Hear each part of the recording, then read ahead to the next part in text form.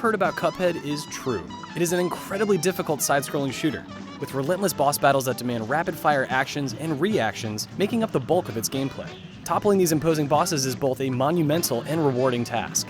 But difficult boss battles only tell half of the story. Cuphead's 1930s cartoon aesthetic is endlessly charming, popping with color and expression unlike anything seen in a video game before.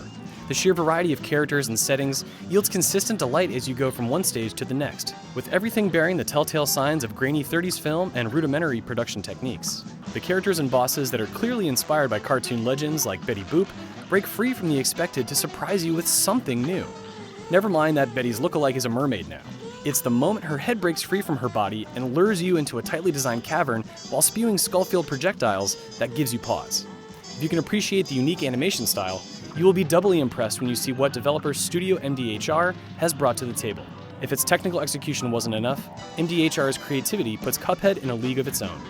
Outside of one-on-one fights, you also have a few opportunities to run and gun through less imposing platforming stages. These help break up the action and give you a chance to collect coins that can be cashed in for weapons and passive buffs.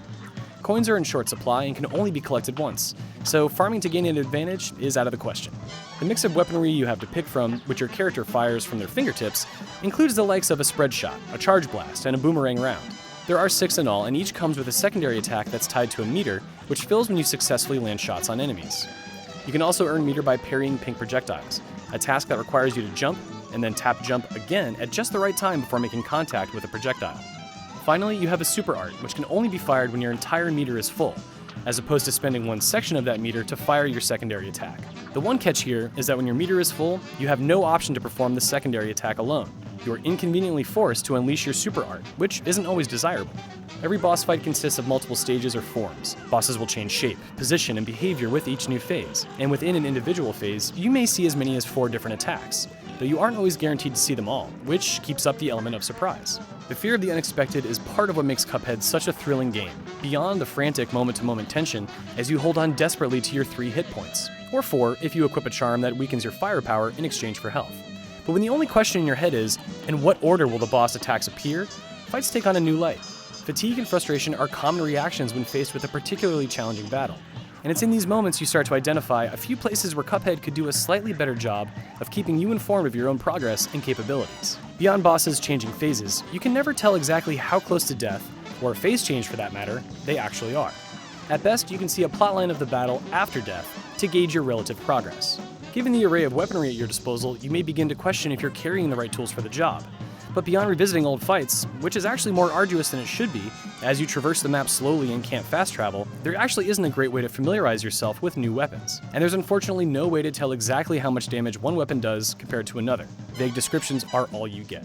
If Cuphead's fights were indeed puzzles with one correct solution, this would be incredibly frustrating. As it stands, there's only a small amount of frustration to be found while fumbling with new weapons and dying in the process. And it may sound like a minor thing to praise, but the fact that boss battles reload in 1 or 2 seconds is a godsend when it comes to trial and error tactics. Cuphead does support 2-player local co-op as well, but it's pretty evident that this makes life more difficult for you and your partner. Despite the intricate chaos that you face alone in any given fight, when you add a whole other character and more projectiles on screen, playing with a friend makes it far more difficult to discern your surroundings and much easier to slip up. And so far as we can tell, boss's health scales up when you play with a friend. Now you do have a small window of time to revive a fallen comrade by parrying their ghost, but it's a mere few seconds while it floats up to the top of the screen before disappearing for the remainder of the fight.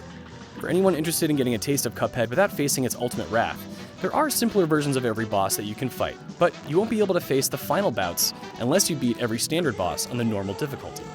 And in reality, you may as well stick with the standard fights as Cuphead is relentless no matter how you play.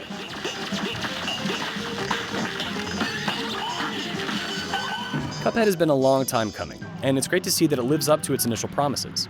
It's beautiful to look at, with a pitch-perfect soundtrack to boot, and it perfectly captures the era its developers so clearly revere. It's also an intense action game that pulls no punches and makes every shot you land feel like a minor victory. It could benefit from a few options to familiarize yourself with your weapons, and 2-player co-op doesn't feel like the valuable addition you might imagine. But Cuphead remains a rare, unique game that truly stands out.